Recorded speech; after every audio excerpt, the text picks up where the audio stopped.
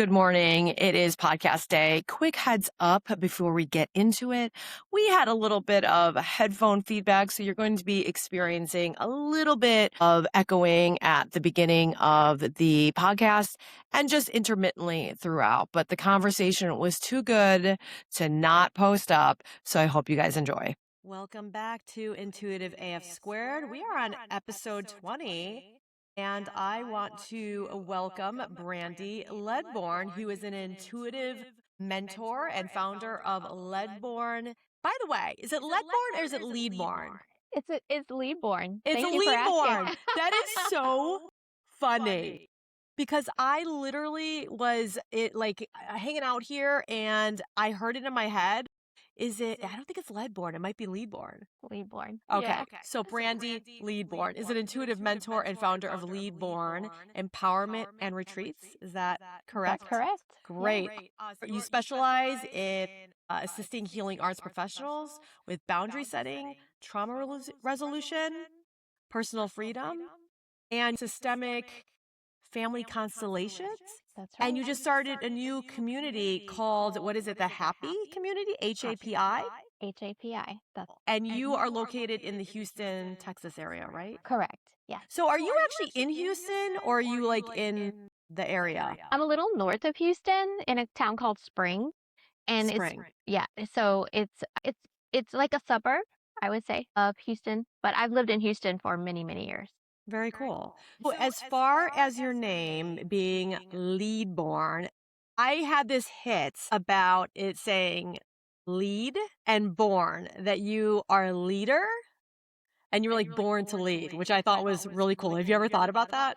Yes, I mean so my name's complicated. My last names are complicated. I've had a few, but I got intuitively a name that I should be using moving forward. This was 2 years ago, is Leadborn. And I was kind of taken aback by that because I've never consciously changed my name before. But I was like, Hey. people do it all the time, you know? Like So they wait, do did it all you the change? time. So you changed your name on your own? I did. Well, yeah. Intuitively guided to change my name. You were intuitively guided to change your last name, and that's what you landed on? That's correct. Well, that's what I heard. That's the My message I got. gosh. Right. That's so cool. It was literally right before I came back to the computer to start this that I had it downloaded in my head to ask you about your last name. I So love it. then, while you were dealing with your tech stuff, I actually Googled it really quick what Brandy actually means. And Brandy is, it says on my phone here, I need my glasses because I'm like half blind now that I'm getting older. The spiritual meaning of Brandy revolves around transformation through fire, deep ancestral connection, and the refinement of the soul. Transformation through trial, making Brandy requires applying intense heat to wine, and spiritually, this represents the fires of life that burn away what is unnecessary, leaving behind a stronger, more resilient, and purified spirit. And the other thing that caught my attention was the water of life, historically termed aqua vitae. I don't even know if I'm saying that right in Latin, and eau de vie in French. Brandy translates to the water of life. It carries a vibration of vitality, longevity, healing, and the preservation of one's core essence. Wow. Did you What a know gift. that? I didn't. What a gift. Thank you for that. How amazing is that? And very true. Like factual. I That's love very, it. very cool. So Blanca couldn't be here today. She's my producer, and she was asking about your human design. First of all, how much do you know about human design? A lot? Not a lot. I know enough to know that I'm a manifesting generator. Yes. And I love inviting people, and I love inviting people to my community or the community that I'm building. And I'd love to know more. Like, what do you have? I think that manifesting generators have some of the most powerful energy. And Yeah. so when I looked at her notes about it, because I'm also a manifesting generator, I'm like, that is really, yeah. I was like, that is really cool. You're a love it. manifesting generator with a 3-1 type and emotional authority. I'm not a total expert on that, but that's what she had put in her notes. So I wanted to ask you about it. Okay, so tell me about number one. Tell me about H.A.P.I. H-A.P.I is the acronym. Yes. So HAPY stands for Healing Arts Professionals International.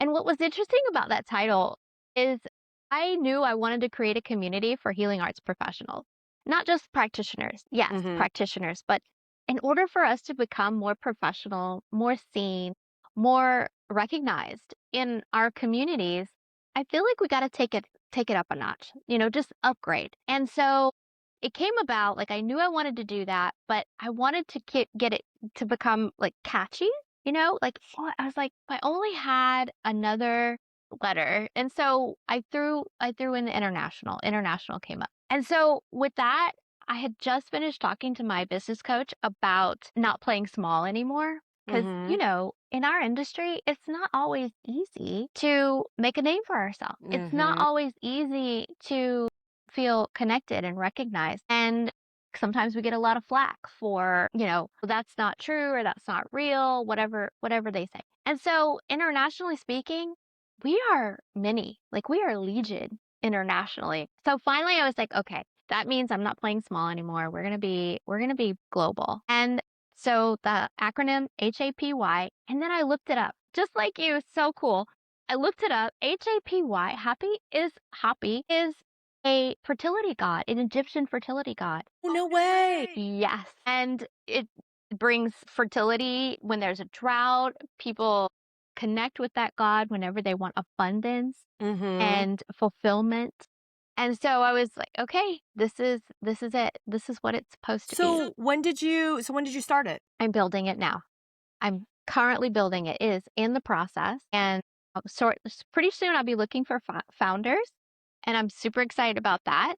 But if people want to have more information or get on the wait list for more information on what we're building, they can go to my website and get on the wait list. So So that's can you that's tell me cool. a little bit about what it's going to look like? Because I'm Yeah, I'm yeah, yeah. very I'm very interested, especially since you said you're looking for founders. Like what is Yes. it? What is the framework of it? Yeah, so the framework is going to be probably like two tracks. So people who are practitioners can come in and be a part of the community, get resources, connect with like-minded practitioners for collaborations, trades. They can get education through the community. They can also connect with people who have what they need.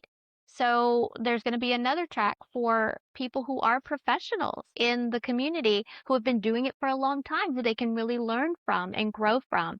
We're going to be doing networking events, accountability calls, probably financial wellness calls also, because a lot of times I am loving this. I know, right? Like a Yes. lot of times, people in our industry, we don't always track our financials like we could. And it takes time and it takes somebody who's done it before who can say, hey, I can help you with that. So that those people are going to be part of the community. I'm growing a robust resource of professionals in the network right now. So I've been doing quite a bit of networking on my own through Facebook groups. You and I share that Facebook group. So we connected because we were on a Facebook group called Enlightened Entrepreneurs. And the funny story around that is it's Brandy Peters, right? Is the curator, the leader of this Facebook group. And then there's probably like what, 30,000 people in that group? A lot. There's a Yeah. lot of people. 40,000. So Yeah. I'm a little picky about what groups I join. Yeah. Yeah. And so that popped up on my feed somewhere and I'm like, let me check this out. And for some reason I felt instantly comfortable. Then a few weeks later, I saw someone post about where that group came from. So the original group was the Freedom Hackers group. Did you know this? I know it now. Yeah. Yeah, yeah. Yeah, so it was the Freedom Hackers group that was originally created by a woman named Kimra Luna. Kimra Luna like pivoted and went into a whole different direction and Brandy took it over. But years ago, 10 years ago, when I started on this journey that led me here, she was really popular, and I went to one of her events in Manhattan. There's pictures on Facebook, like, somewhere around it, but when I saw that, I thought it was the funniest thing ever because I've kinda, like, removed myself a little bit from the networking scene, and then naturally to then enter that group and feel instantly comfortable when I was in it, like, a long time ago before I became enlightened entrepreneur, so I thought that was pretty cool. Wow, Yeah. that is cool. What And a cool connection. Things come full circle, don't they? they really do. So as far as talking about the spiritual arts, intuitive arts, what do you call it? What do you feel like is the proper Yeah, healing arts professionals. Yeah. healing arts professional? So it doesn't have to be just around, say, spiritual wellness or intuitive wellness. It's like all healing It arts. doesn't. I mean, healing arts, I know it's kind of a broad thing, but a lot of people I talk to are nurses, caregivers, Yes. yoga instructors, of course, personal trainers. Everybody, not everybody, but anyone who cares for someone else and gets into the caring business of someone else's body, mind, spirit, and betterment, I would see as a healing arts professional, Yes. right? Absolutely. I It, love that. and it's broad, but what's great about that is people when people cross connect, I've done a lot of collaborations in my journey. And when people cross connect, and it's kind of one of my shticks, right? People go, "Oh yeah, me too. Oh yeah, I do that. Mhm. I've done that." And there's somehow connect, right? Mhm. Or there's a common thread. And I think what's unique about the way that I bring together when I say master facilitator, what's unique about the way I bring people together, it's not just around one thing because we all share commonalities across the board. And I think it's important to share that. That's how we establish trust, right? I mean, let's be real. I love what you're saying because when you say healing arts professional, I have said so many times to clients that come in here and they're having this like aha intuition, they're getting psychic hits, like awakening of some sort. And everyone instantly sort of beelines towards like, oh, should I be a Reiki practitioner or should I get into the intuitive work or whatever it is? And I've always said that when you have that connection to your intuition, spirit, whatever you want to call it, it doesn't have to be like you don't have to be somebody that does what I do or does what you do. Somebody who is a stylist who may be working for somebody else that is connecting to the universe and intuition to be guided to maybe start their own business, and a stylist who talks to people every single day, their connection to their clients is healing. I had a mechanic when I first came to New Jersey in 2011, and I had like an old car. I was super, super poor. I didn't have anything else. I had no assets, nothing to my name. And this car was what like got me to work and got me my minimum wage to be able to pay my bills, to take care of my babies. And I had a mechanic who I trusted. Like, he was so nice to me. He was so kind to me. And every time I had an issue with my car, I never had to worry about this guy screwing me over. So I was like, this entrepreneur, this mechanic, this guy who owns his own business, like he's a healer because he's helping me be able to do the things that I need to do to take care of my children and to grow. So I feel like everyone that we come across in their own right is a Yeah. healer. 100%. I agree with that 100%. I mean, in every profession, any profession, we can use our intuitive skills, and it's really the interest, how interested someone is and really getting down to, well, how do I develop this? How do I get better at this? How do I hear those messages better? It's that questioning and asking that question that leads them to the next thing that they need to know in order to do it better. So we were talking on the phone a little bit, and I caught there was something that you said that sparked my interest, and I'm so excited because we're like kind of fellow light workers and we can talk about this stuff. When you said something about the difference between intuition and psychic connection, what was it that you meant? What is your definition of that? I'd love to hear it. Yeah, and I wanna hear yours too, because I'm so curious about this. I don't feel like we talk about this enough either No. in our profession, right? So we talk about what intuition is. So I'm gonna break it down a little bit, I think, deeper whenever I'm talking about intuition because it's an integration. To me, intuition's an integration. So if you would imagine And I think of it in terms of consciousness too. So we've got subconscious, we've got conscious, like conscious thought, and then we have superconscious. I mean, it follows like a kind of Freudian thing, and then there's Christ consciousness, Super conscious. super Super conscious, consciousness. Never heard of super that. consciousness. So cool. So this will be fun. So if you think about it in this way, I like to simplify things because sometimes if the cognitive mind can understand something in a simple way, then the next stage of what they're learning becomes easier, right? So if you think about the subconscious mind as you being in a cave, subterranean, right? A lot of times what subconscious is what's kind of, we say it's hidden. I don't know that it's hidden as much as it's not able to be as readily seen, Mm-hmm. heard, felt. There is some way you can figure out what's going on subconsciously. Like you have touch. Let's say if you don't have your sight, but you're in a cave and you can touch and you can kind of feel around. Mm-hmm. Feeling is your main sense. Like that's your clue in the subconscious mind. So we might be doing something unconsciously, but it's almost always a felt sensation. Like we're doing something with our body. Learn this Mm-hmm. from yoga. In yoga class, you see somebody doing something. Oh, you're holding this, you're holding that. Let's relax and let it go. So that would be subconscious. And I also relate that to the first and second chakras, right? So subconscious mind is connected to first and second chakras. Conscious mind is related to third and fourth chakras, the solar plexus and the heart. Conscious mind, this is where we can kind of see what's going on around us. We can see, we can feel, we can hear, but that also has its limitations. This is where we also do like our actions from our Mm-hmm. feeling, our heart, our motivations, right? But you're still a little limited. You can only see so far.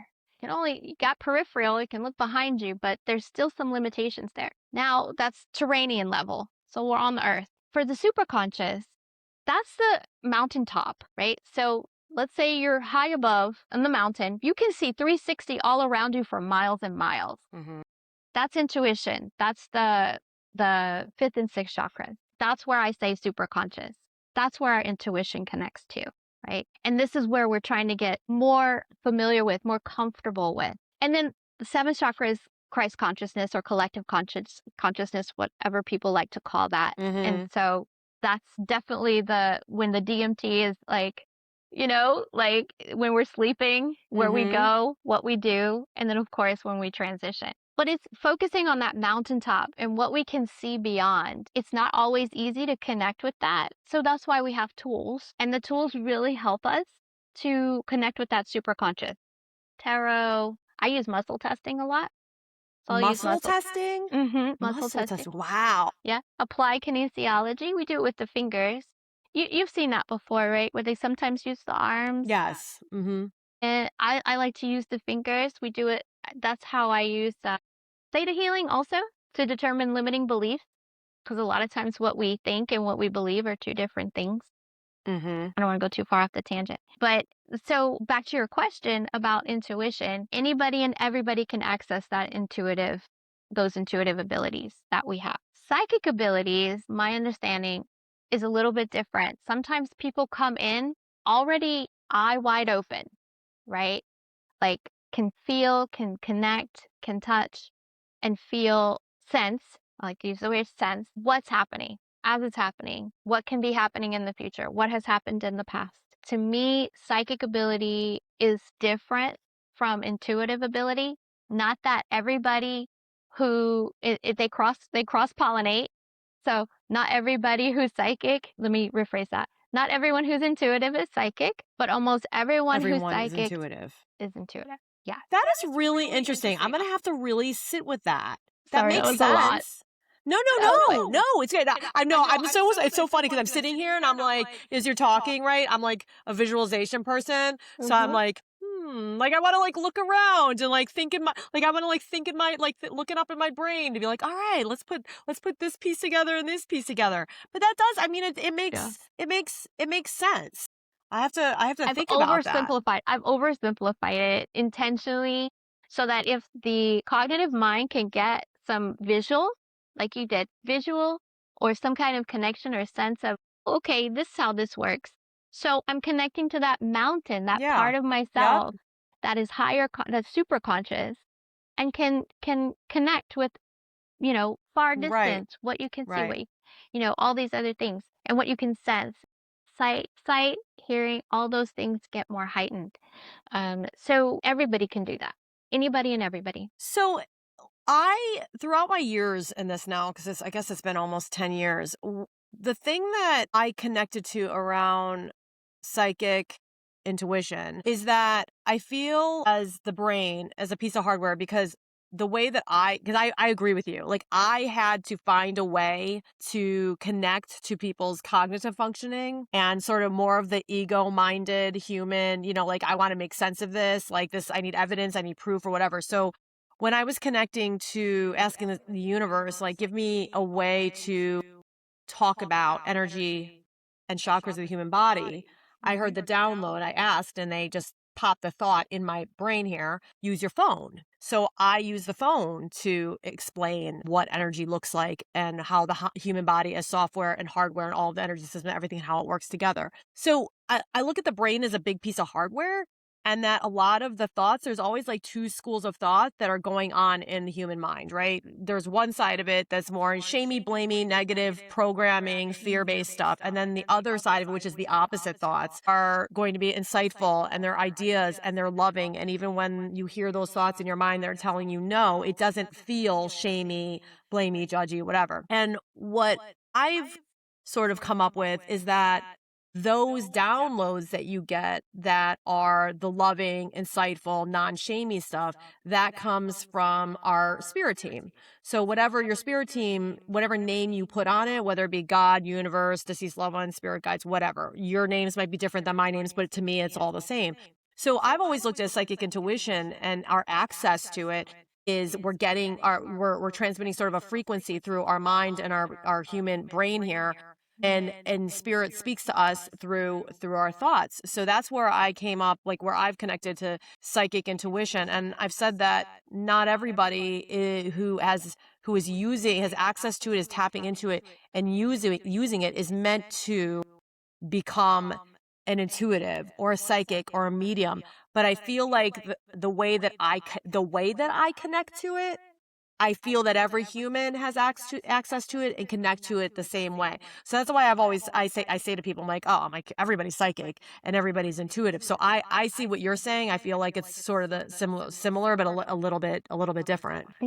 Yeah, slightly different. That's an interesting perspective too, like the two sides of how, and I agree with that too. We can also, I like to talk about it in masculine feminine terms too, in energy. Whenever we talk about energy, we can talk about yin and yang, same, Mm-hmm. same. And that plays, feel like that plays a part in our intuition too, to Mm-hmm. know what channels we connect with, because the clairvoyant senses also connect with masculine feminine energies as well.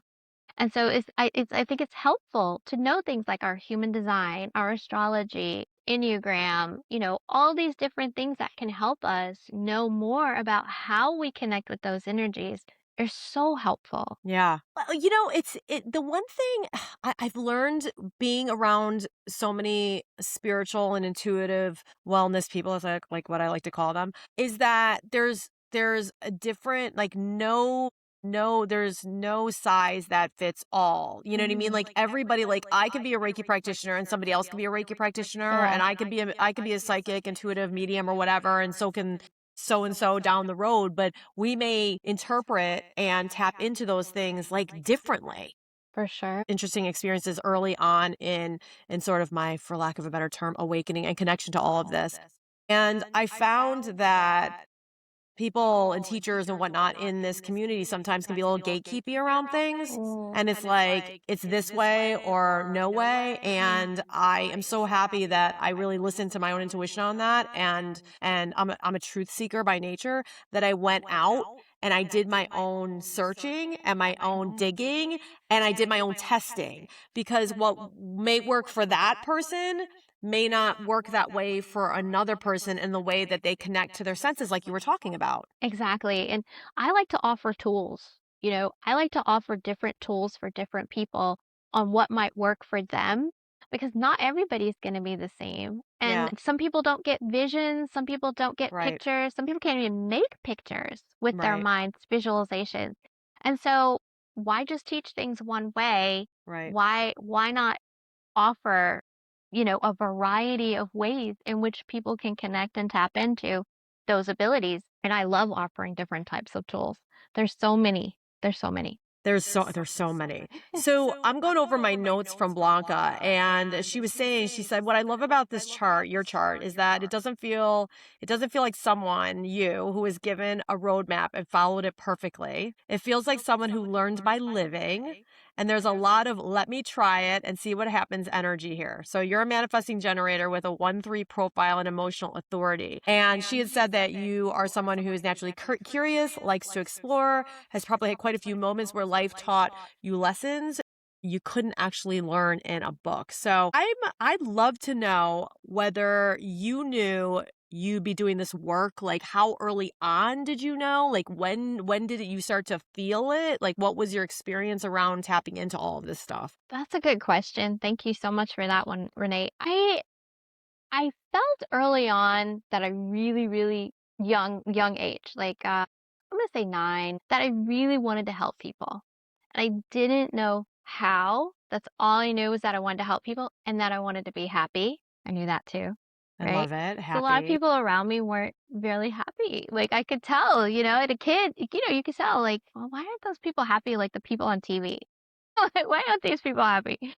So I knew that that was really important to me. And I had an experience when I was 15 years old. It was like a guided experience that was I didn't come back to that experience until later because what I learned through that experience was that my parents were having a hard time with drugs and alcohol, and I didn't know that as a younger child. I just knew there were issues and problems, and I didn't feel seen or heard, and so I was guided, just very, like, commanded basically to find out for myself. And it was like a very strange experience because that was the first time I felt like I heard something coming from someplace else and it wasn't Mm-hmm. inside of me. Or maybe it was inside of me, you know? So maybe it was, maybe it wasn't, but it was definitely some kind of guidance that was leading me to truth. And so truth became one of the things that was really important to me because I feel like once we know the truth about something that is happening or has happened, that's when we can start to heal it and say Yeah. reveal it to heal it, right? It's that knowledge, and I'm a thinking person. My One of my teachers says, "Brandy's a thinker. She loves to think." Yeah, I do. And sometimes I would overthink, and I learned through learning tools with intuition not to think so much, but then Yeah. to allow. And that's a Mhm. hard one for people like me and probably you, Renee, who like to think a lot. So learning how to let that go was a challenge, probably one of my biggest challenges. So my early experience was about 15. And then when I started to do yoga and meditation, I started doing yoga and meditation when I was in my early 20s. Mhm. My massage therapist was very keen. He would massage me and go, "Have you ever tried yoga? Because you're really tense. You're really tight." I was like, "Yoga?" I swear I was like 24, I guess. And he's like, "Yeah, you know." I was like, "Is that where they get all pretzeled up?" And I was like, "I don't know if that's for me." He's like, "No, no, no, try it." So I did. I got a video. I put it in. It was, back. That's how far it is. Like I got a VHS, and I tried it. I was like 15 minutes into it, and I was sweating. I was like, "Oh, this is for the birds." I turned it off, and that night I had the best sleep I'd had in like I couldn't believe that I slept the whole night through, and I felt rested. I felt good. So I started going to yoga class. And what I learned about body, mind, spirit practices like yoga, Tai Chi, Qigong is that it allows your body not only to relax or like you get the body awareness, which is something that's really important with intuitive ability. Because if we're holding on to tension, anger, frustration, resentment, it manifests in the body. Yeah. So the first step is letting go of that physically so that you can calm the mind mentally. And I learned that through yoga and meditation. I went to a Buddhist temple for a really long time. So I studied Buddhism for, I don't know, 13, Wow, wow, where did you 14 do years. that? There's a temple here in Houston, Texas. It's called Jade Buddha Temple. It was a Chinese speaking temple, but they had an English Dharma group. And for years, they allowed me to teach yoga. And they had a great program where we do yoga in the morning, then we do a walking meditation, seated meditation, then we'd have a talk by a local monk. And then we go and have a vegetarian lunch like every Sunday. It was kind of like Buddha church, you know? And it was really educational. I mean, it really changed my life because for a long time I was kind of in Catholicism and then Baptist religion when I was growing up. And, we learn very quickly. Some of us who can see hypocrisies and call out BS, like, okay, this is crap. Like, this is not working for me. It might work for you, and that's great, but it doesn't work for me.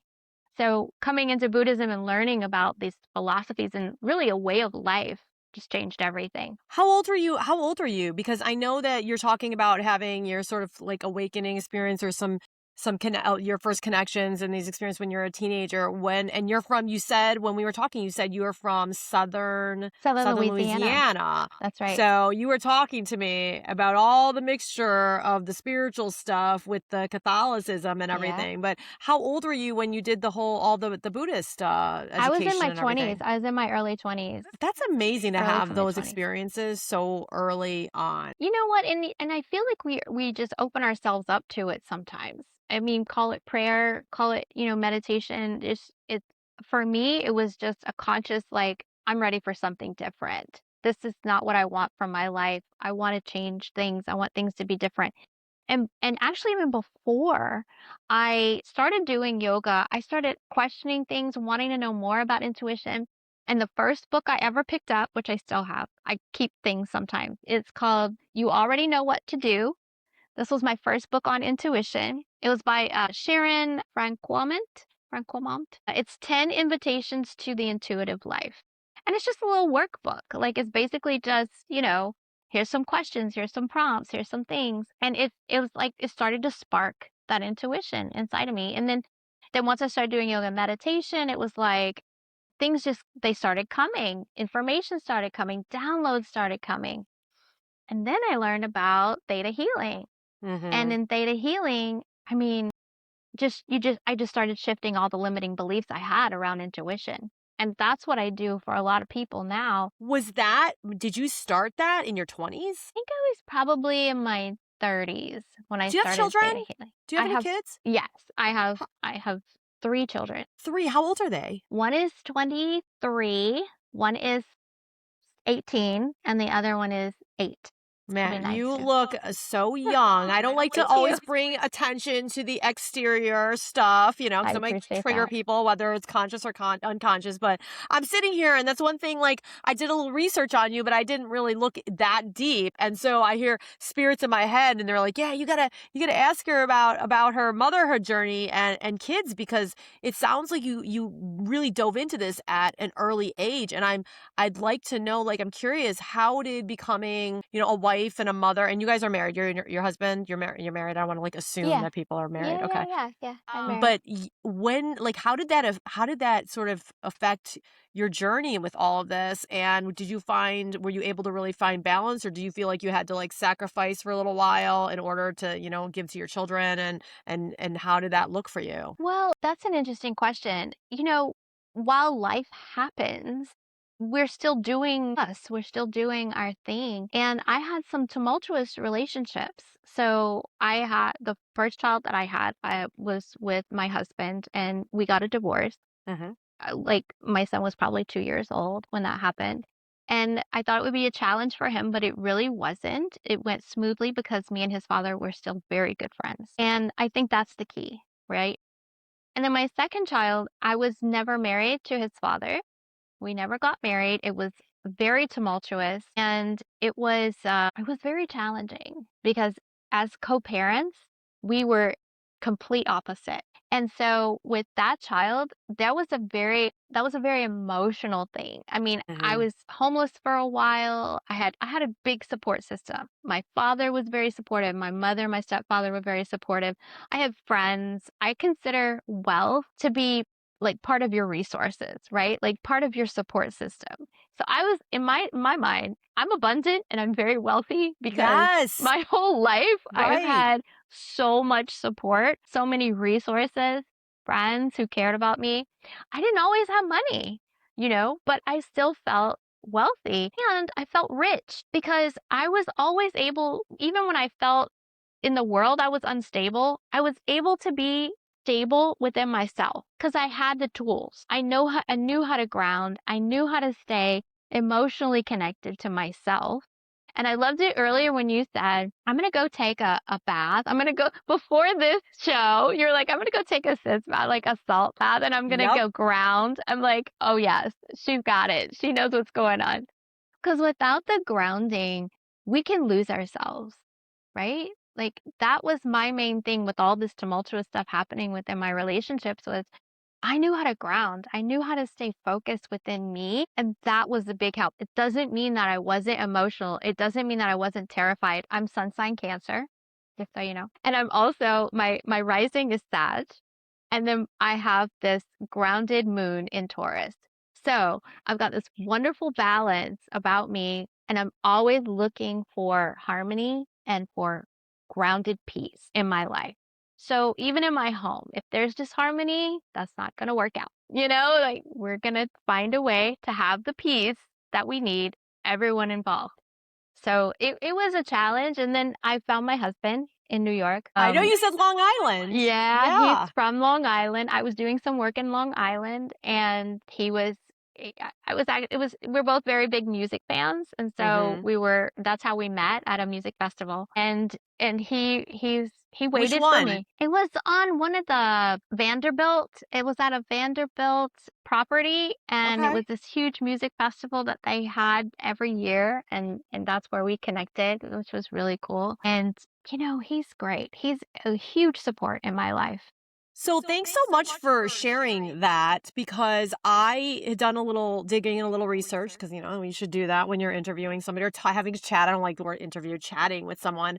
And I had caught I think maybe in your bio or something that you had written on your website around trauma. And then I read today about how you're connected to trauma resolution. And I think that when you talk about the healing arts profession, no matter which end of that, you live in or which space you live in, that I think that the most impactful healing arts professionals are those who have lived through a lot in their life and have not just lived through trauma and big trauma, little trauma, has been able to again ground themselves in it and really do a lot of work to heal themselves. And I think because there's a lot of people in this space that may be putting stuff out into the world that are like kind of like spiritual bypassers, but you can at least I can feel it pretty quick that they're not necessarily doing that stuff and like working on the same things that they're putting out into the world in their own lives. That's right. So I appreciate that you actually shared about your children and where they came from. And if you don't mind me asking, could I ask about what you went through with your homelessness? Because I think that w- in networking with so many women and so many people over the last, I would say 11 years, I was so humbled and really inspired because when the more people you connect to and when people trust you with their story, you realize that everybody's going through something. Like everybody's got a story, especially from their childhood. But it's stuff that we don't necessarily, that we don't necessarily talk about. And so when I feel like when we talk about these experiences, Mhm. um if there's someone who will be listening and someone will who connect and with somebody who will say like, "Oh my gosh, I'm not alone on an island." Absolutely. Yeah, I agree with you with that for sure. Homelessness is an epidemic in our society. Like in the US, is where we are, right? It's pervasive. And you never know what somebody's situation is in their lives. So I when I talk about homelessness, I didn't have a place to call home, but I had friends. So I did stay with friends. I stayed with my mom whenever my boys were with me Mhm. and sometimes I had to stay in my car. Like, yeah, that's a reality. But it didn't break me to the point where and it didn't keep it kept me in a survival space, but it didn't necessarily panic me, you know?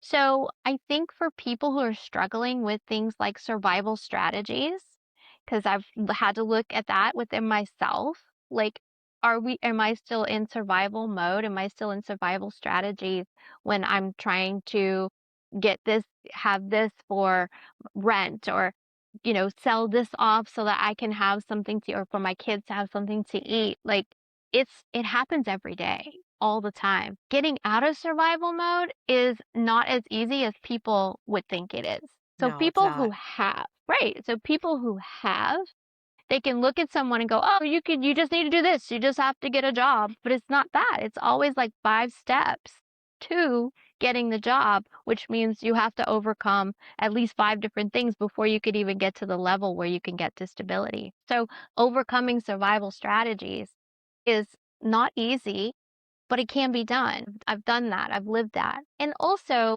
there's another thing around poverty consciousness that I had to look at. That was raised with not having very much. Hmm. But what we did have was family who was there for us. Hey, what do you need? How can I help? What can we do?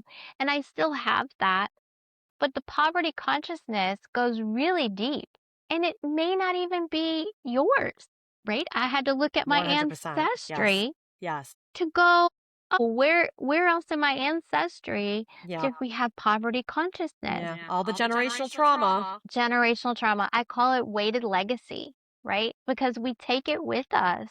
And sometimes we wear it like a badge, right? Sometimes we're like, look what I did. I only paid $5 for this thing that was supposed to be 50.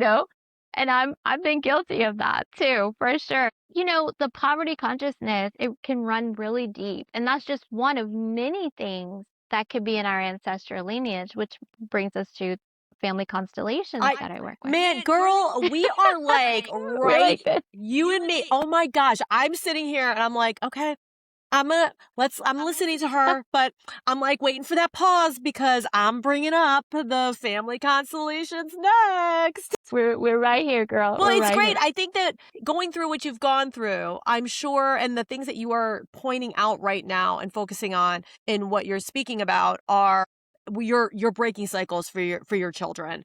And I commend anyone who has struggled and gone through the really hard crap to be and to recognize that, yeah, you're doing it for you, but you are sacrificing, you're doing that for your children. And when you healing starts at home. So when you work in here first, it ripples out to your kids if you have children. And then when you work on that and then you're breaking cycles with your kids and you're raising your kids differently, you're ultimately raising a next generation. This next gen high vibration. You're lifting, you're raising the vibration of the earth. So I always say that if you're a person that wants to go out and help people, that is amazing. But where you need to start first is here. And then if you have kids, it is so much more, it's actually, I think, I don't know, you could agree or disagree.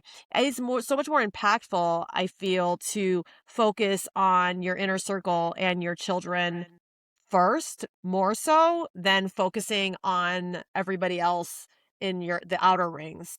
I mean, you could do it simultaneously.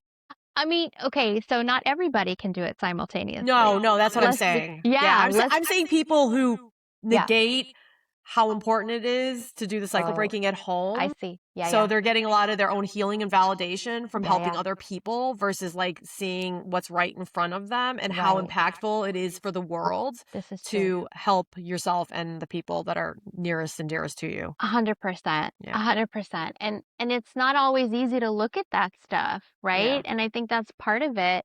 And I'm gonna be honest with you, like, I really don't like the term bypassing. People talk about spiritual bypassing. I'm not a fan. And the Tell me reason why. I'd love to hear why. yeah, the reason I'm not a fan is because everything happens in a person's own divine time. Right. Like, true, I agree with you. Like, if somebody's touting, oh, I can help you, but they haven't helped themselves, Hmm. there can be some disconnect. I don't like that word either.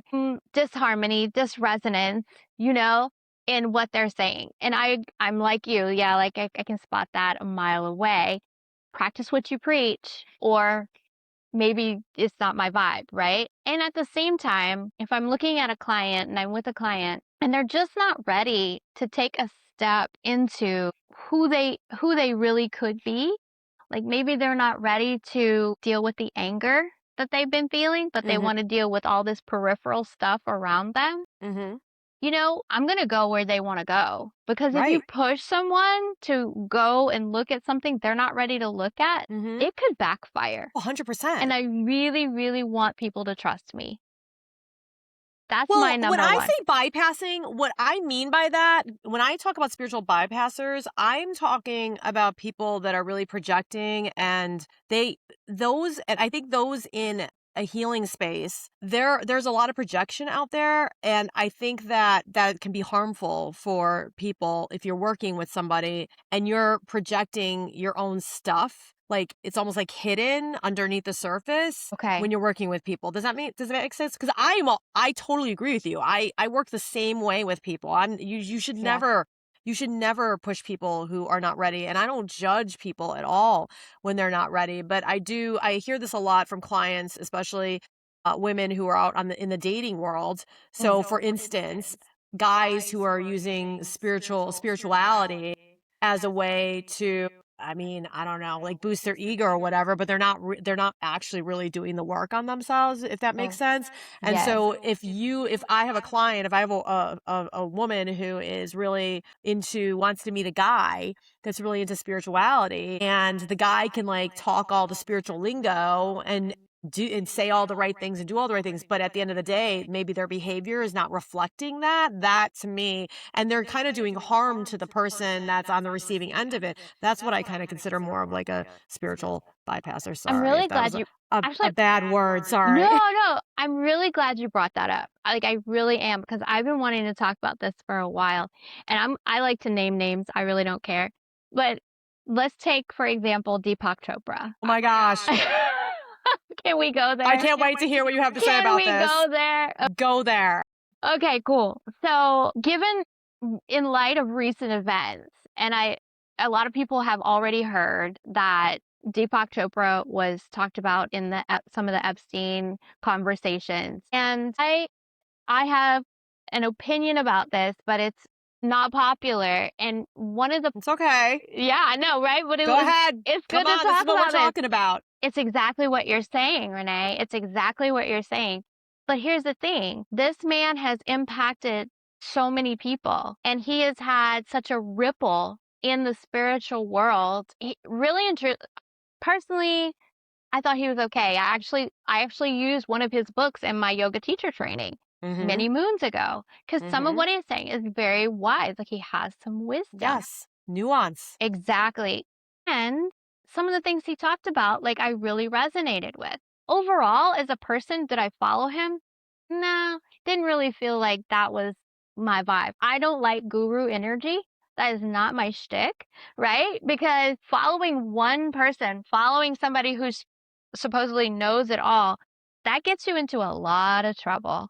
I've kind of learned from personal experience. I Yes. had some teachers who really were great teachers, but they had that guru energy. I followed what they said for a while, and then they kind of turned on me, like, Yes. what? I've had that experience. Right? Yes. You had it. Yes, it And was it a hurts. jarring those were jarring experiences. Well, the Thank problem you. is that the guru energy is that I'm gonna put myself on a pedestal, and I know everything, and everybody else is down here.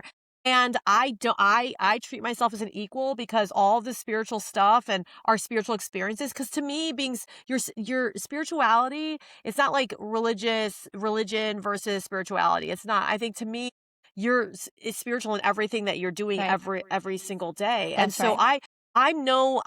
the same things my clients when they come in, we have so much to talk about because Yeah. I always look at them as an equal, and I said, you know what, whatever you're going through right now, whatever ego energy is, ruling your life, I guarantee you there's some sort of ego energy that I'm working on, like, in my own life. And so yeah, I agree with you. That's funny that you brought him up, because I literally might have some books of his in my office right now. And a couple days ago, I was thinking to myself, I'm like, should I get rid of those books? Because Blanca and I used to talk about this all the time. And I'm going to bring up Oprah too for a second. Yeah, go But ahead. Right? Like there's always an energy and an inner knowing Yeah. about these gurus or these influencers. Right. And I always felt sort of guilty because I'd be like, there's just something that is not right about them. And a lot of times I just kind of keep it to myself and just talk about it in my inner circle, the people that I could trust. But I always felt like something's not right. And it Yeah. was just a matter of time before things started coming out. And I was like, I was not wrong about that. Like Exactly. I was right to follow my Yeah. my intuition. Pat yourself on the back, right? Like, pat yourself on the back and go, "You know what? I got this."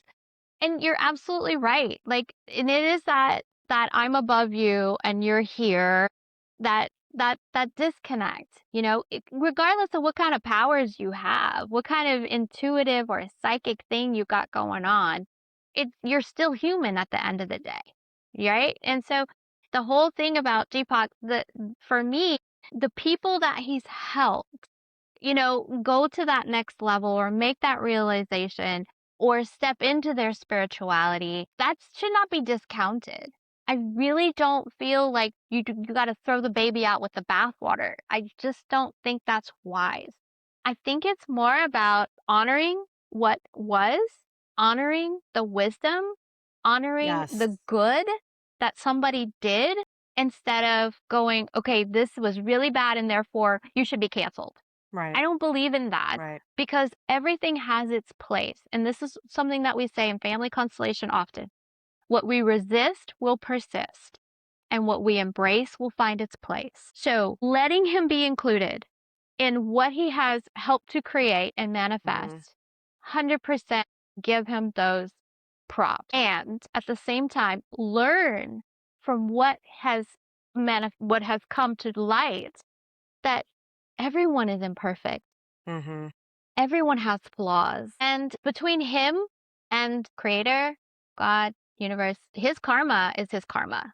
He Right. gets to deal with that, right? I Mhm. don't have to take that on. I don't have to feel bad or guilty because I have a book that he wrote, right? It might help someone. There might be a passage in it that I can offer someone that will help them.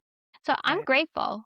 I'm grateful for the past, I'm grateful for the present, and I'm grateful for the future that we're all going to create together based on everything that's happened. You can't Yeah. take a piece and go, "Oh, that's the Yeah, I am now very good at nuance and being able to remove myself from the black and white thinking and being awesome." able to come into the gray and everything that you said is 100, oh my gosh, 100% true.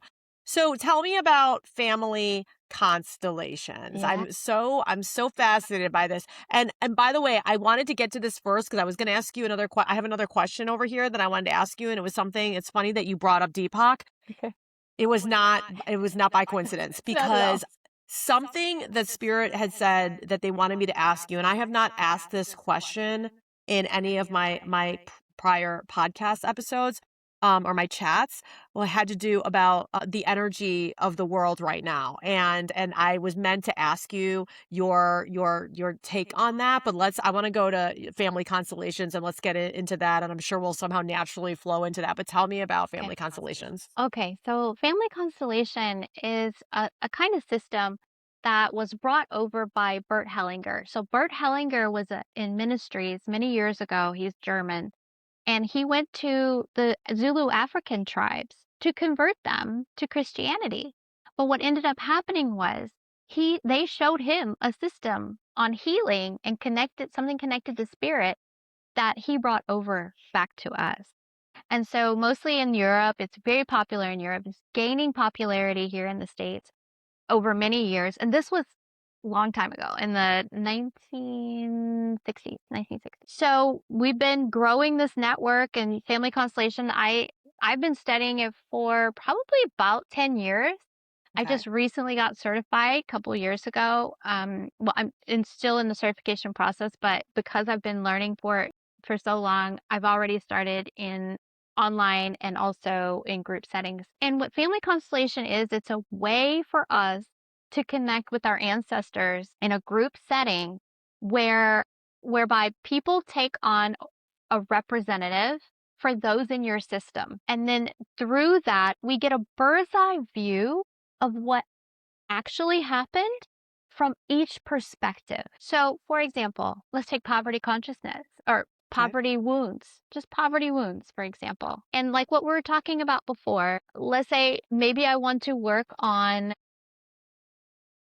knowing. Can I stop you for a second? Yeah, go ahead. So when you say poverty consciousness, because some people they hear certain words and they have a certain interpretation of what that means. Are you essentially talking about like let's just say like money mindset issues? Like when you talk about poverty consciousness, Not what's necessarily. your definition of poverty Yeah, consciousness? poverty consciousness is the idea that I don't have enough. The lack mindset. Yes, Got lack it. Okay. mindset. I don't have enough. Got it. Speak real simply about it. There's not enough energy. There's not enough time. Yes. Not enough wellness. Not Mm-hmm. anything. It doesn't just have to be money. To be about money. Got it. It could be a lack of anything. So I'll talk more about poverty wounds. That's probably a little bit better to connect with because a wound is something that is like a fissure. It's like a tear or something that won't go away. Okay, so a wound can be something from years ago. You can still have a scar. That's a wound, right? And it's not only physical, it's mental, it's emotional, can actually be in the DNA. So when we go back to our ancestors and we want to find out, hey, where did this come from? Does this belong to me? Is it my mom's? Is it my grandmother's? Is it my great grandmother's? What we would do in a group setting is, as a client, I would choose someone to represent whatever lineage it needs to go to, whether it be my mom. So my mom, let's say, oh, my mom's never really had money. So, or my mom's always had to struggle. That's a good indication, right? So then I would go choose somebody for mom. And then also my grandma, like my grandma always struggled. Okay, cool. Choose somebody to go represent grandma. And so we would look at this dynamic in the group setting and what happens. Some people say it's kind of like channeling. I don't know if that's 100% accurate. I think it's more about allowing the field, we call it the knowing field, to Mm-hmm. come in and embody a person, an energy, to find out what's actually true. Like, where did that come from? Are Where did you that start? so when you say choosing somebody, so is this when you're doing this, there's a group of people? People, Like yes, physical people. So you're yes. talking so like if I want to come in with my mom and if I want to come in with my sister and whatnot, is that the way it looks like or No. So no? no, it's just you. And the group of people, you may or may not know them. They're just random people. Could be your friends. I've done constellations where a friend of mine said, "Hey, can you facilitate a constellation for me?" And she brought in some of her friends, and I brought in a couple of people that I know who've done constellations before, and then I facilitate the constellation with those who were there. There's probably Okay, like so 5 or you've 6 got a bunch people of there. different people. You've got a bunch of different people. And then when you say when you're choosing someone, what does that mean? When you're choosing someone? So you would pick someone in the group, like just one of the people who were there, and say, "Hey, would you be willing to represent my mom?" And they would Okay. check in first and they would go, "Yeah, okay, I could do that." Or, Okay. "No, I don't know that I feel right being your mom or representing your mom," right? And so that they would take that. If they said yes, then that person would stand up and they would place them somewhere in the room. So it could be inside a circle, outside the circle, because there's other people still there, and then they would place them and then they would turn them a certain way, meaning which way do they feel like you feel like they should be turned, to look at which direction. So placement is a huge thing. Which way a person is looking is also a thing. And then how they're feeling. So the representatives at that point, once everyone's representatives are in place, the facilitator would say, okay, everyone, follow your movements. And what begins to happen to the representatives, or with the representatives' permission, start to have physical sensation or emotional sensation that would depict their representative. So if you think like, let's see if I can give you an example. We talk about Zulu tribes. I, if they don't call it voodoo, it's kind of like voodoo. But you know how in the popular sense in the movies, do you have a little voodoo doll and they say, make Yeah. them to be like that person? Yeah. It's so sensationalized. Right. It's not that, but the representative would take on that person that they're assigned, their feeling, their sensation, like what they're feeling about the situation. And we set an intention first before we even begin. But what we're really doing is we're allowing the client to get a bird's eye view of what's true, what's real, like what really happened in their system. Sometimes through this through the system, we find out secrets that have been kept. Sometimes through this process, we find out how someone really felt versus how we thought they felt. So is the person, so you take whoever's, so I'm in this group, and let's just say I bring my friend with me and I ask my friend to represent my mother. So the channeling that you're talking about, we're going to use that term loosely, but are you essentially saying that that person, my friend, if my friend, let's just say Blanca is representing my mother, then Blanca is essentially channeling thoughts, information or whatnot, and she starts to essentially represent, I mean, that's a word, represent Represent. Mhm. that figure, that person that you're essentially trying to heal some sort of, I don't know, Resolve. more negative Resolve. resolve. Thank you. That Resolve. would be a good Yeah. resolve old wounds. Yes. Correct. Wow, that's really fascinating. So you set an intention and you've got all your representatives in place, and essentially they just embody whatever is coming to them, and they feel and they speak, and then they start communicating, like I would start communicating with Blanca. So, not exactly. As a facilitator, it's what I do. My job is to ask questions. And the conversation that you guys would have, it's more about information. Right. You know?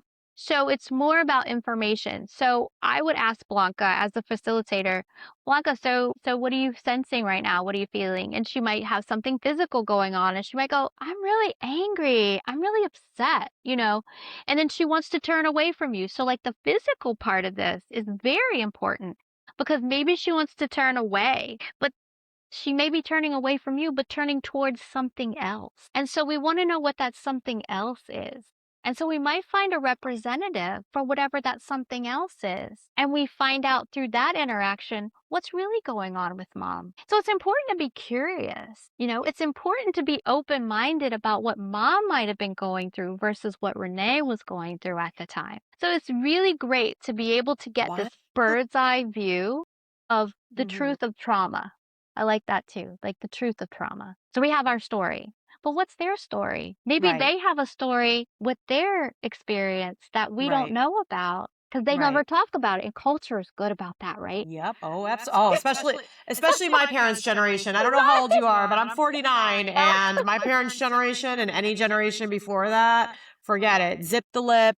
Yeah, I have a lot of Yeah. trauma from my childhood, and unfortunately, I was not. I did, and I don't feel any sort of way or guilt about this, but I could absolutely recognize that my parents and my grandparents and whatnot, that they all went through trauma. The issue was that they did not work on their own stuff, and unfortunately I had to set a boundary, and I couldn't take that energy into my life anymore. It just would have destroyed me.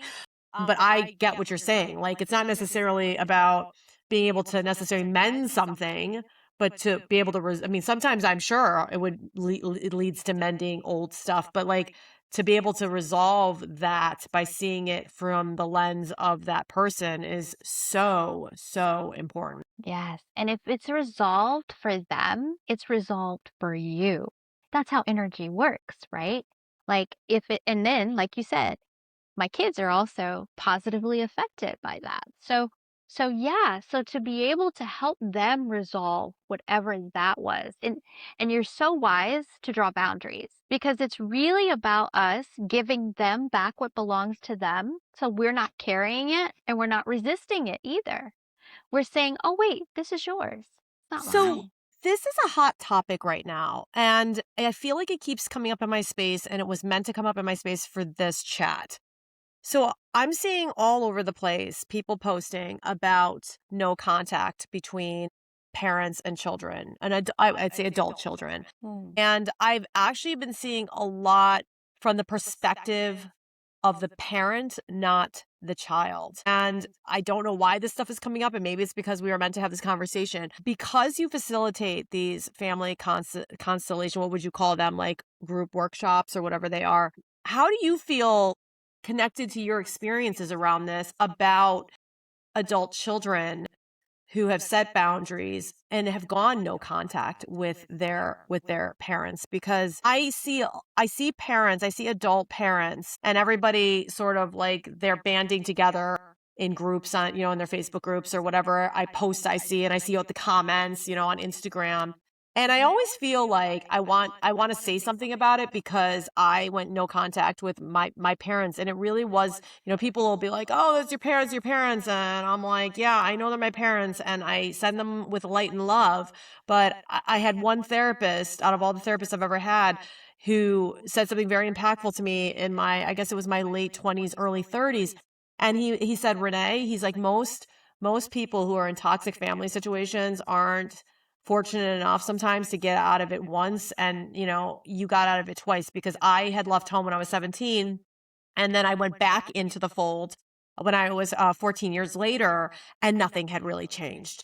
I could have pretended it changed and stayed in the family dynamic, pretending it was okay. But when I started to address the things that happened with through my childhood, I got a lot of resistance. And so I said, if you are not willing to meet me in the middle here and have a conversation about this so we can like process it and let it go. And at that time I wasn't, real savvy with my words like I am now. But if we can't talk about this and we can't come to any closure about what happened so we can rebuild I'm like, I have to walk away. And so I did that. And this therapist, it really killed me when I did it. And my therapist has said, "You were fortunate to get out of this twice, because that energy," and maybe he didn't use the word energy, but he said it was like poison. It's like toxic. And he said, once that stuff starts seeping into your life, he said, it'll ruin everything else that you've got going on in your life. So when I see these posts and I see everybody commenting, sometimes I want to like hop in and I want to start asking questions. Like, I definitely don't want to I'm not judge and jury, but I want to have like ask questions, because I've had clients, adults, in their 50s, 60s or whatever, come to me and talk about this topic. And I'm always kind of like, all right, I have to do this in the most discerning, like gentle, grounded way. But I'm like, have you done have you kind of flipped the finger around and addressed anything around your own behavior and the things that you have to work on? And maybe that's the reason why your kids have gone no contacts, because sorry, I'm like long winded here, but I feel that children, even as an adult child, I don't think any adult child wants to not have their parents in their life. Like, 100%. the first how many years of your life, like they are your lifeline. I think everything that we're healing a lot has to do with inner child wounds. So Exactly. what is your sort of feeling and take on that? Yeah, that's great. This is really perfect, Renee, because few things about what you said. Kudos to you for getting out, because if you stay, you run the risk of resonance and creating more problems and more challenges for yourself and your family. So sometimes, yes, you have to stop the bleeding first, right? Remove yourself from the environment. This is also true for abusive relationships, right? So I had a great example, my son's father, my middle son's father, right? Like very gaslighting all the time. I had to leave that relationship. Had to. There was no staying in it. And I know you're talking, I'm going to go back to parents in a minute. No, But no, what please go with the flow. No, what use we use your examples. I love this. definitely and what I learned how to do was how to respond differently, because it takes two to tango, right? It's not just me, it's not just him, it's both.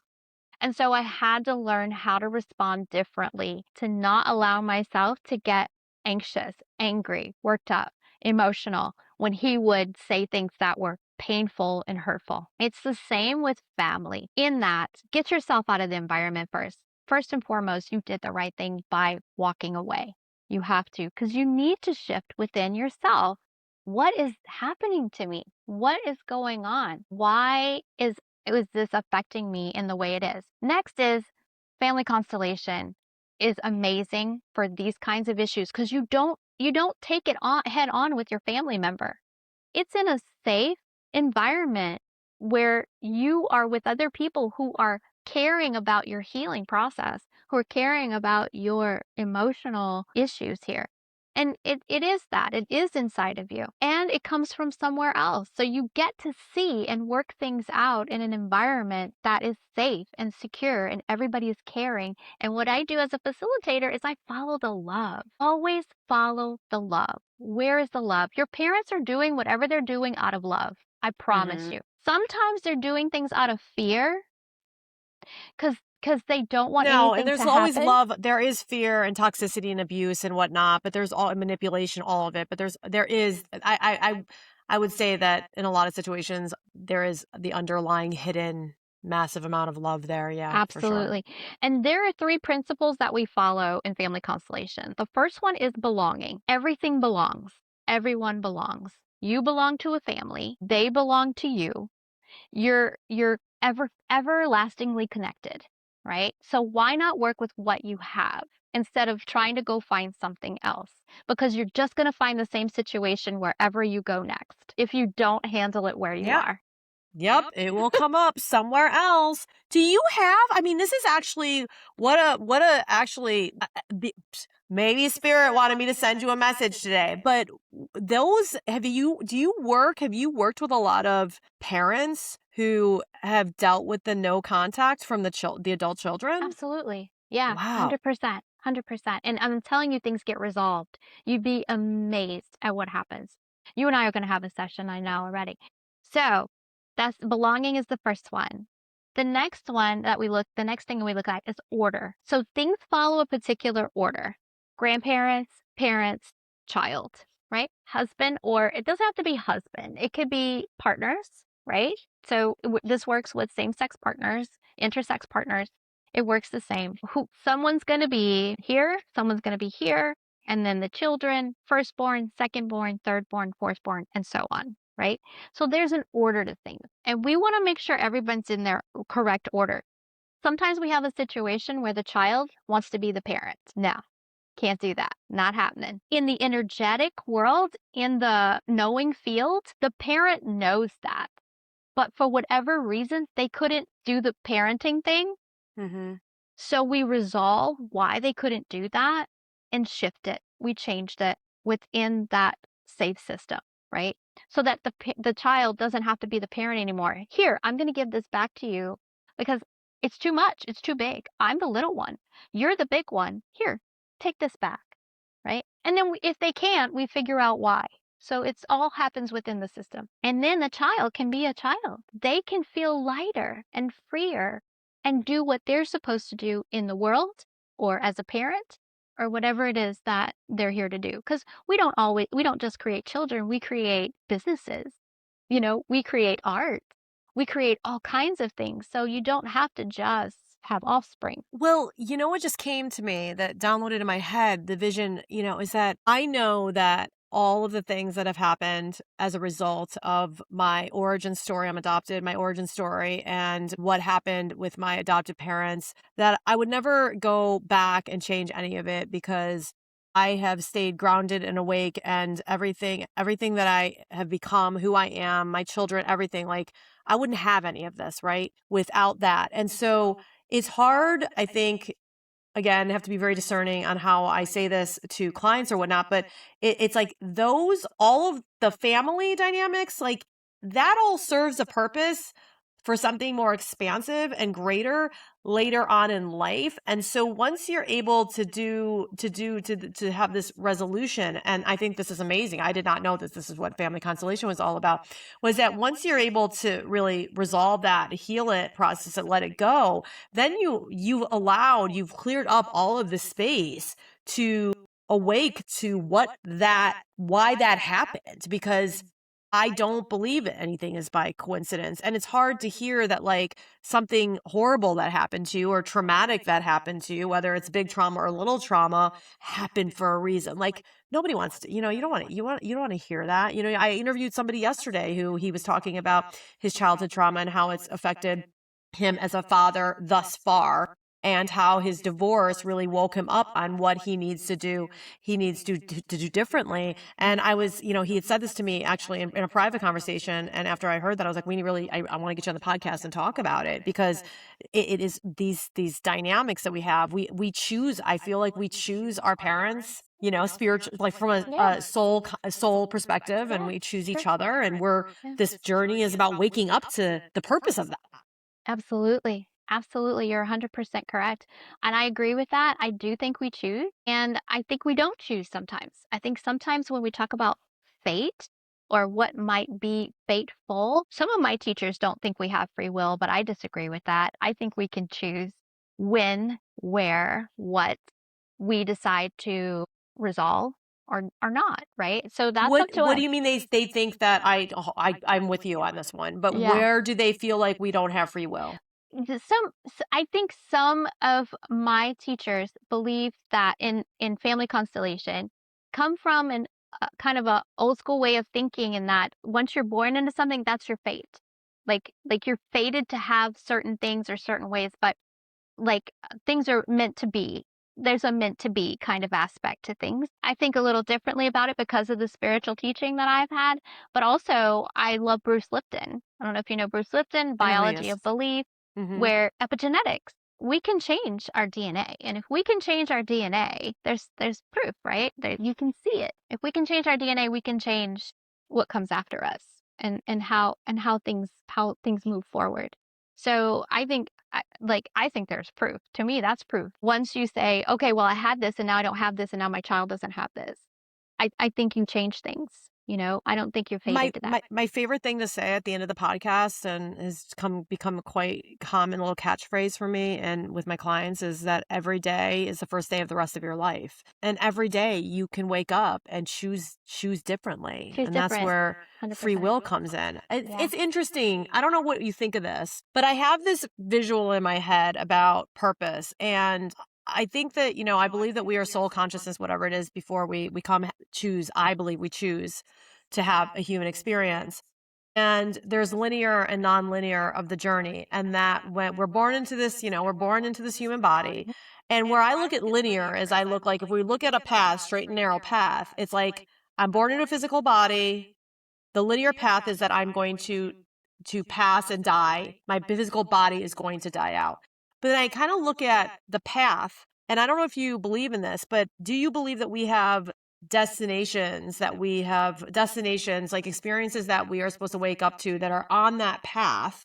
So instead of looking at our overall purpose and an overall destiny, because you're not going to know that until before you take your last breath, that I do believe that on that path, there are certain destinations that we're supposed to reach. And the nonlinear part of it is the experience that takes us off the path, off the windy, is all has to do with our free will and our decisions that either take us like off the path. And then obviously, like we have intuition and all these things that are trying to wake us up to get back towards those destinations. And I look at that as sort of like the non-linear part of the journey, because let's just say my mother, my adopted mother, was she could have made different choices in her life that would have affected me in a more positive way. But let's just look at that path that she was on. One of her destinations, right, as a mother may not be full of like light and love. Like maybe she was always supposed to be like the villain in my story. Does that make sense what I'm trying to say? Yes. So the fact that you were adopted is a huge, how can I put this? It's a huge indication that you're kind of still looking at a smaller picture because Okay. in family constellation, we look at the bigger picture and we go with birth mom, birth dad. Really? Even if you knew nothing about them, because they are the ones who gave you life. So when I say a smaller picture, I think you're probably right. Just in my intuitive connection right now, what you're saying, I feel is 100% correct. But whose is that? Like, where did that come from? Right? I don't know how much you know about mom and dad, about your birth I mom and have a dad. You would have a field day with me. I have a very No, I'm serious. They could make like 2 months worth of Lifetime I movies love it. about my life. I have such a loaded My story is so loaded, and it would take me like 15 minutes to even like go over it all. I But love it. my no, I really actually so the Korean government and a lot of these larger, even maybe even smaller, but like at a macro level, the adoption agencies, they are probably guilty of one of the largest child trafficking rings in the world I've heard and in this. history, because I've heard the this. Korean government essentially was heisting babies' identities, stealing babies from mothers, and shipping them out under the guise of adoption Wow. and making money when the country was poor. So the the struggle within the chaos and the trauma within the Korean adoption community. And I know that there are other, this is not just exclusive to Koreans. And I've really resolved a lot of all of this within myself over the last couple of years when it actually came out in public a couple of years ago. But the struggle within the Korean community is that no one really knows unless you do know, and there's proof and evidence. Nobody really knows where they come from. Like all of my documents, my adoption documents were essentially altered. They were altered. I'm like considered what is like a ghost baby. Wow. And my documents told me one story about my birth mother that most likely isn't even true. Like I had to resolve within myself that everything happened the way it was supposed to happen, and I had to process all the grief and the anger around all of it and say like you are who you are right now, and you cannot go back. You cannot go backwards Yeah. and lament over not knowing. But that is not a lot of our Korean adoptee community, which is you're looking at like quarter of a million adoptees are like lost and confused and haven't necessarily had access to do all the work that I've done for many, many, many years. And it's very traumatic, very Wow. traumatic. Wow. Thanks for sharing that. That's pretty. Well, thanks for letting me talk. That's very deep. No, it's very deep. And just by your story, what you're telling me, things are really convoluted too. Not having enough information, not knowing all those things. And you've done an amazing job by coming full circle and going, you know what? I'm just not going to ever know, which at this point, now that you have some new information, may or may not be true. But if you want to choose to resolve the issue around adoptive mother, you might have to look at the bigger picture because what you said, there was, I listened for where to follow the energy with my intuition. And you said villain. And I don't feel like she's the villain. I feel like there's a bigger villain. And when you mentioned the Korean government, I was like, okay, now it's starting to make some sense. She's not. There's a bigger villain here, right?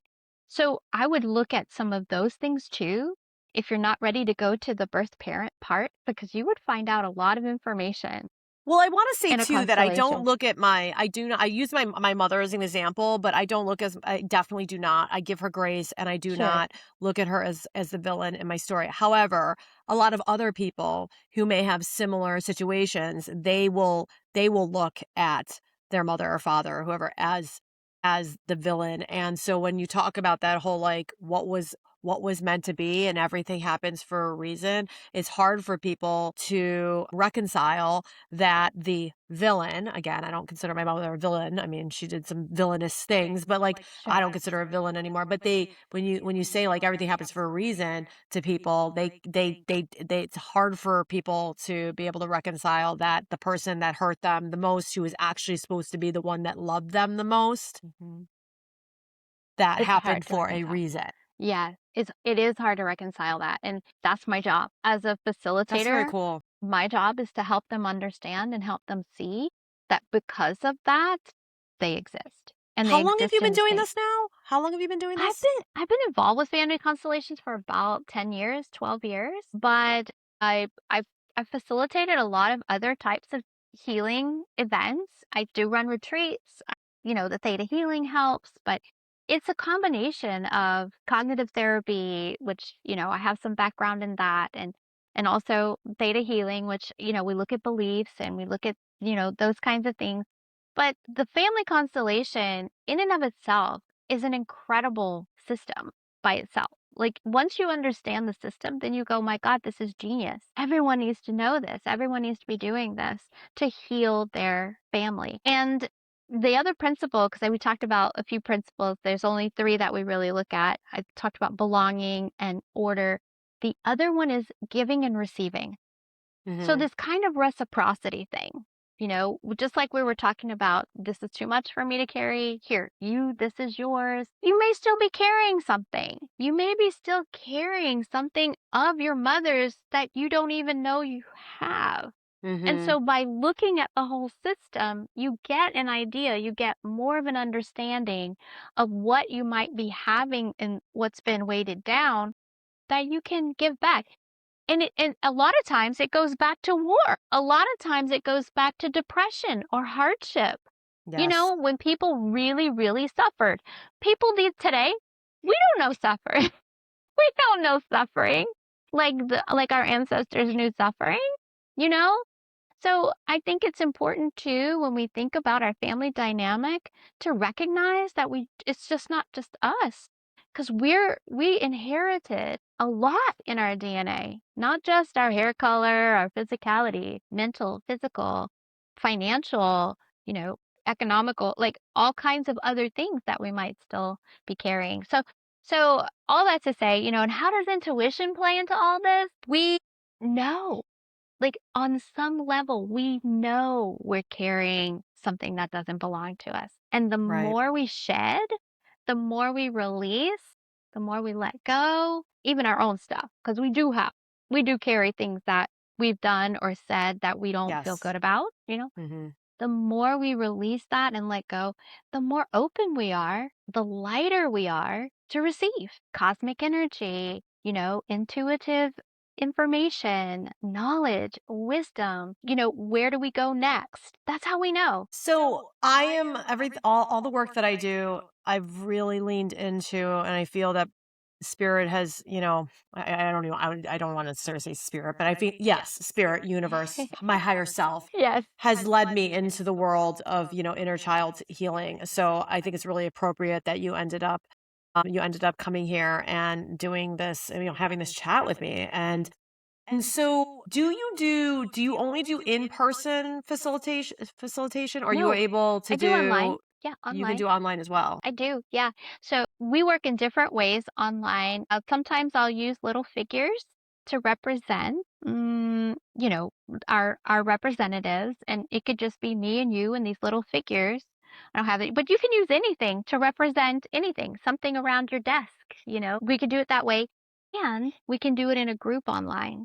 So I do something called Constellation Circle. And we don't just have to work with family either. We can work with big concepts. Like, let's Mhm. say someone is having trouble with money. Maybe they're not making money in their business. So we can find something or someone to represent money, and they can get information about money from money and how that energy is interacting with them. That is cool. I'll tell you.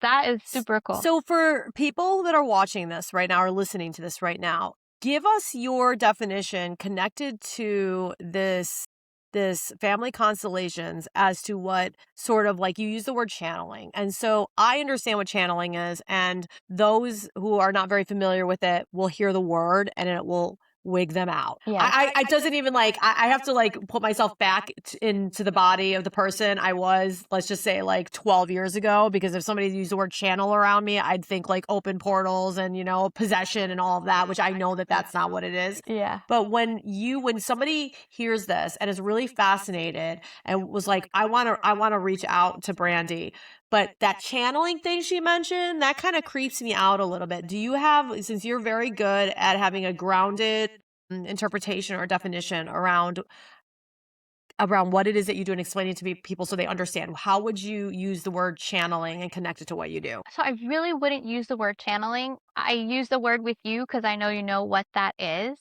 Typically, though, I don't use the word channeling. I don't even consider myself a channel. What I say is we use representatives.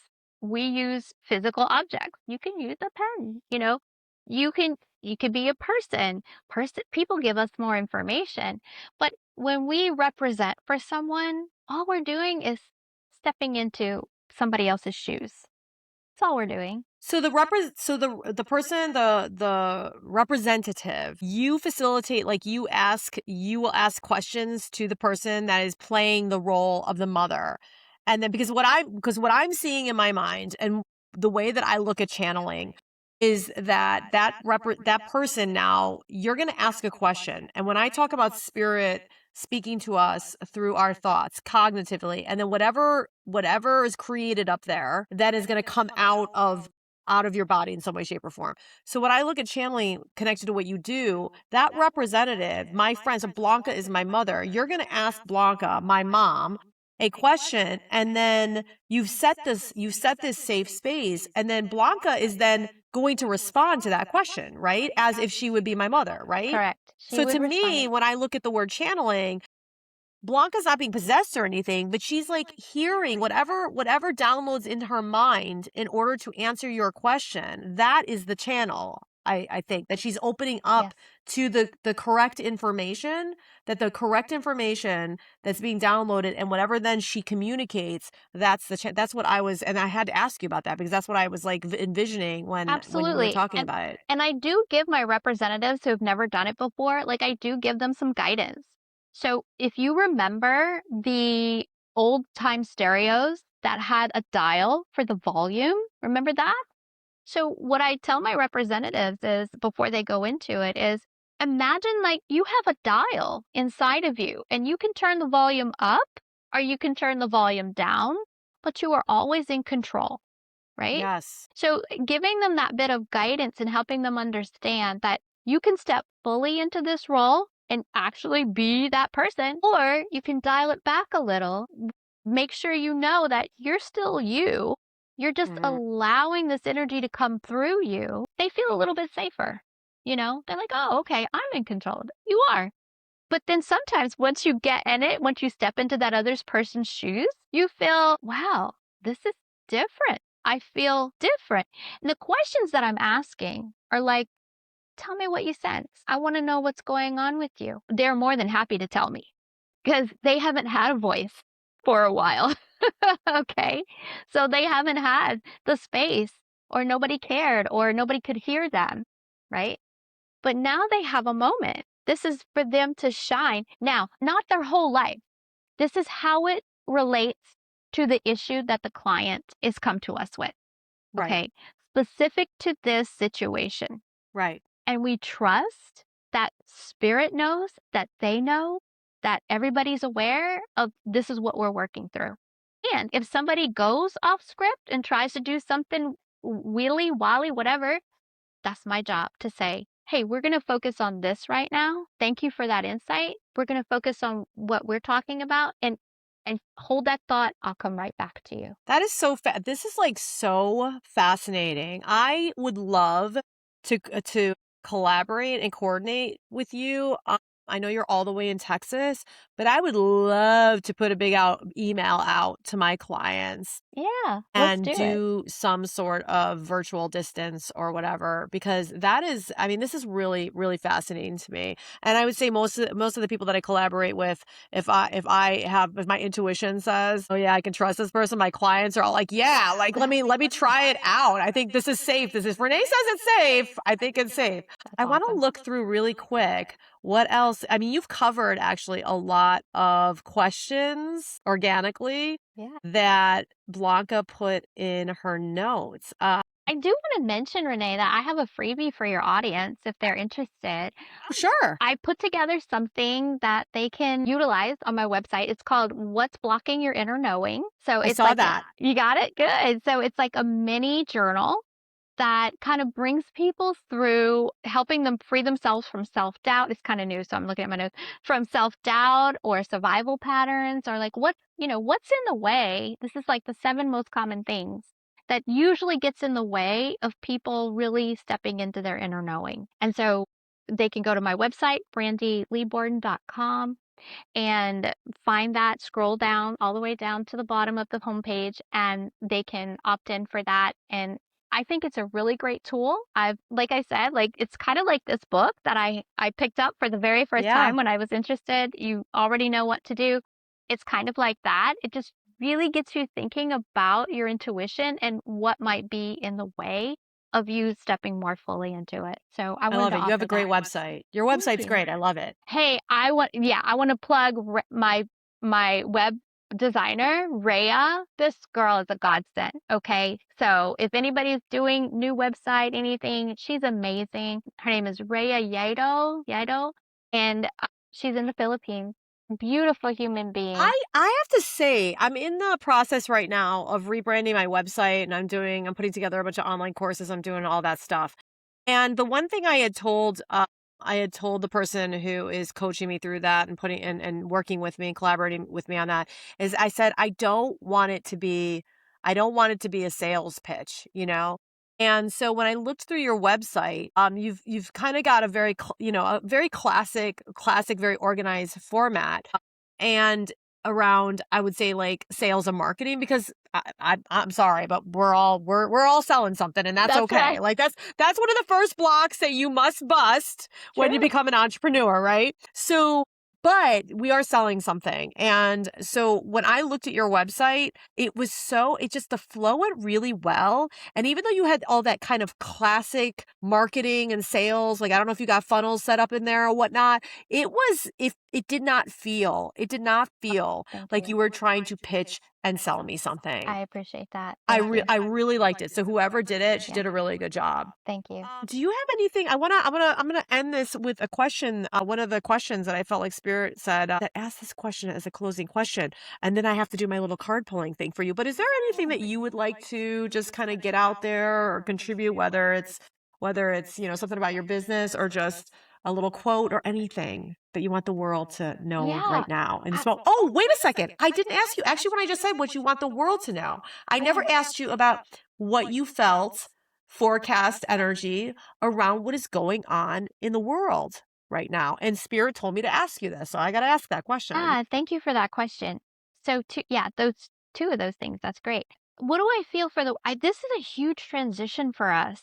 I mean, for us light workers, because we are at a time in our journey where we get to step into something new. It's for me, it's all about stepping in, right? We not I don't moving forward is my thing. Moving forward. If you want to move forward, I'm your girl. But I think for us as light workers, we are stepping into an incredible time where we have the opportunity to be more seen, more heard, more visible than ever. We have to step out of our comfort zone. That's it. And this is a time for community, for coming together. And so when I heard the download, hey, time to start that community that you've been wanting to do, I was like, okay, because when I was making myself small, it wasn't possible. But once I stepped into, well, I am bigger than that because internationally, this is what we need right now. Everything's settled. So, and then, as I mentioned, a lot of home transition is happening right I now. know. And I'm a big believer in feng shui. The house that we moved into 4 years ago is no longer suitable for us. So it's time to step into something completely different in my home life, which is it's not scary. I love transition. I love change. This is where I live and I thrive. So I'm very excited right now. And I'm excited for what's happening in the world. So I only see an optimistic worldview of what's happening right now. So I'm super, super excited. That's great. Listen, I'm not naive to what is going on in terms of struggle and suffering and whatnot. And I kind of like really did a deep dive, more of like a deep shadow dive into it last year. And then I would say over the last 3 to 6 months, I really had to make sure that I changed my algorithm around on my social media, because I was being very much being called towards more of the light. Like, it's like I'm aware, I know what's going on, but I cannot be dragged down by that energy in order to do the work that I'm doing. And Trust. so I really had to, I had to focus on this work and focus on the positive, because I'm with you. I think structures are being torn down to the ground right now. And before you can see things be rebuilt, everything has to burn to the ground. And the only thing that you can do is really focus on what it is that you're doing in your own home to sort of I guess, shield yourself in the best way Mm, possible. I yeah. mean, I think all of these things have to have an impact on us in some way, shape, or form, but being able to do as a result of however it is impacting you, using the opportunity to do healing versus living life out of fear. You said it perfectly when you said when I had to step out of my toxic home life, I had to draw boundaries. And that's the kicker. You said shield, but it's more like a boundary, right? Like a shield is a boundary. This is what I'm willing to accept. This is what I'm not willing to accept. And there it is. And when you lay it down like that, no nobody can touch you. Yeah. Really. It's Yeah. energetic, but it's also physical, mental, emotional. Like, I know my capacity, I know my stamina, and that's what it is. I'm going to end with this one question before I pull you a quick card. If you're open to letting me Of pull you a quick course. card, I if love that's that. for fun, I right? love it. It's for fun. There's definitely going to be a message there, but I like to do it. That's the way I'm ending my podcast. I love it. So the last question I want to ask you is what belief or rule did you have to break in your own life to become who you are today? Where did you have to break out? Where did you break out of the matrix that was like really, really impactful? I look at the matrix as like we are human, we are plugged into it, we will be plugged into it physically until our physical bodies die out. But where did you manipulate the matrix with your mindset and your actions to be able to create what you've created and whatever you've created and where you've come thus far? That's a good question.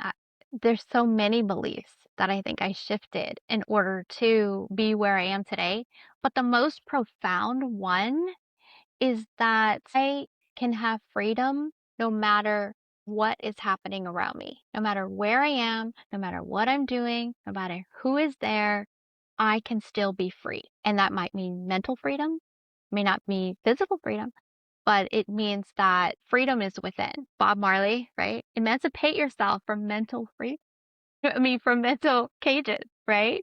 So it's really all about our own limitations. So the belief for me was that I live in a cage or that I have limits, and that's just not true. I love that. Freedom is a state. I was about to say a state of mind, but it is a state of being. Freedom is a state of being. I know that all of the most difficult things that I've gone through, and I'm coming out of a very, very, very challenging, difficult season in my life. And I was meant to go through the process, and it was really, really hard. But throughout that whole entire process, allowing myself to feel all the feels about it, good, bad, ugly, terrifying, chaotic, horrifying at some times. The one thing that I told myself throughout all of it, and I just kept hearing it and I would say it out loud, is this is going to make sense someday. This is going to make sense someday. And that was my freedom. Like it was like maybe the thing that was happening to me was not, it was out of my control. There I could not, right? I could not remove the focus of whatever it is that was ailing me, but I could change my mindset around how it was going to kind of play into my overall story. So I think that that Exactly. is amazing. Thank you so much for sharing.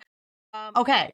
So, Brandy Leadborn, and you are from, did you say Spring, Texas? Spring, Spring. I Texas. love that. Yeah, spring. And well, as I'm getting my cards together here, Mhm. what, how did you come up with your name, changing your name? Like, where did it just was You downloaded to know, you? so I was in a training. We have to get recertified in theta healing every 4 years. So I was in a theta healing training, and one of my fellow students was saying, I I've always had trouble with my name. I don't like my name. And my teacher goes, "Well, just change it." And so I started to kind of think about that and go, I've always had trouble with my last name too. It's just never fit. Not my given name, not my first name, my dad gave me and I'm very happy with. My last name, it's been different things because of my different relationships, and even my maiden name never felt right to me. So, and it's not because one of my ancestors changed it, right? So I heard, "What's my name?" I asked. I was like, "Okay, creator, what is my name?" And I got, "Your name is Leadborn. And once you take on that name, everything's going to change." And was it wrong? Here we are. This is the focus of this podcast is to hear these stories and Yeah. to connect to the intuitive downloads that are trying to crack, like however they show up for you, whether they show up here, wherever they show up, they're showing up right in front of your face, and the people that Yeah. we meet all day long is like my favorite thing to talk about. So that is so cool. Totally. Okay, so I'm going to do my spirit animal cards. Of course you got this. It is the wolf spirits. Nice. Turn knowledge into wisdom. And There was a word that came into my head while I was pulling the cards, and what I do is I just ask spirit, like, what does she need to know today? And they tell me what card to stop on. But I heard the word cuckoo in my head. Cuckoo, like cuckoo. Like, I don't know, like maybe like cuckoo bird or cuckoo for Cocoa Puffs, like something about cuckoo. Does that mean anything to you at all? Every now and then, my daughter will say something like, "Mom, they're cuckoo bananas." Like people who are like just spinning their wheels or doing something silly, crazy, whatever. We have different meanings of the word crazy, but that's the one that comes up for me Okay. is she'll Spirit say will cuckoo just dump bananas. things in my head about people's lives. So I'm like, all right, what the heck does cuckoo mean? But that's funny. So your daughter will say that sometimes. Yeah, she'll say Very cute. cuckoo bananas. They're cuckoo bananas, Mom. Cuckoo bananas. All right, let me grab my little book here so we can actually read the meaning of what the universe wanted you to know. And I just put my books. I have a very specific way. I put my all my cards and books on my desk, and they were all over the place. Thank So you. Thank you I had so to. much. This is such a sweet surprise. Oh my gosh! I hope you're welcome to it. Some people might think it's really weird. I love it. I love it. Okay, so Spirit told me to pull that card, which is number 67 in the deck, which would be number 13. 6 plus 7 is 13. 3 plus 1 is 4. I always look at fours in my work when Spirit speaks to me about the elements and earth, air, water, and fire and being grounded. I don't know if that really connects to you right now, where you are in your life, but they were telling me to look at the number and say something about the number. So that's that. Okay, wolf. Hold on. Let me grab my glasses. Hmm. Wolf spirit, turn knowledge into wisdom. The oracle message is wolf spirit leads you deep into the enchanted forest that holds the secrets to your life. Can you sense her beckoning? Can you sense her beckoning you to follow, asking you to take all you have learned and all you are learning and make it yours, which I think this is a huge confirmation for you where you're at right now. Can you integrate it all into your body, your mind, and your spirit? Whatever lessons you've learned along the way, do not leave them unexamined. Be loyal to your dreams, to your soul, and to turning knowledge into wisdom and experience into magic. You are the one you have been waiting for. Be still and know that the sound of your heart beats in harmony with the whole world. The appearance of wolf's spirit is an auspicious omen that says you are truly in alignment with your destiny. Thank you. I feel that is Beautiful. ridiculously appropriate for It you. really So is. I Thank can't you. wait to see where your journey leads you with your business and with your new group, which I can't wait to hear more about because I would love to get involved. And thank you so much for answering my post, responding to my post in that group, and being here with us today. Thank you, Renee. Thank you so much. I'm so grateful to be here and to have this moment with you and to connect with your people. Thank you. Have a great day. Thanks, you too. Bye. Bye.